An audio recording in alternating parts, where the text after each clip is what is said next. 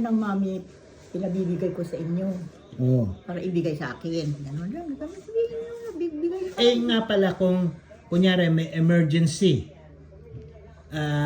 Kunyari kailangan kang dalhin sa ospital. Sinong pwedeng mag-okay? Lahat kahit sino sa amin? Kayo, Pwede. mga anak ko. Oo. Pwede mag-decide kahit sa, kunyari, dadalhin ka sa ospital, wala si Nona, o wala si Jojo, o wala ako, wala si Dodi, kahit sino sa amin. Oo, kahit sino sa inyo. Pwede ako mag-decide. din. Oo. Mag-decide. Hindi na kailangan ng power of attorney. Hindi na. Basta yung kung sino basta kung sino yung available. At saka ang share ko, bibigay ko sa inyo. O, Hindi naman isa lang. Hindi sa amin, hindi importante sa akin kung kanino mo ibibigay. Pera mo naman yun, ikaw bahala.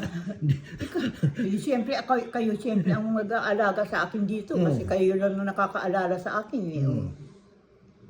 Basta yung kailangan lang namin kung sinong may authorized na, kunyari, kailangan sunduin na ambulansya. Kailangan kasi dito, hinihingi ko kung sino may authorization. Kung wala kami authorization, dapat bigyan. Kayo lang na nakakaalam pag ano na ang binibenta pa ari-arian ko. Oo. Basta ang gusto ko lang na kung gusto mo ibigay sa amin yung authorization. Kaya yung buong magde-decide. Kailangan ko kasi na-hospital ako, walang mag-aalaga, walang magbabayad ng aking ano. Hindi kami na yung bahala kung paano mababayaran, ganun. Huwag ka na kailangan mag-alala ng ganun. Ibigay na sa inyo kasi kayo na nandito. Sino nandito? Sino magbibigay sa akin dito? Hindi niyo pwede ipagkaila.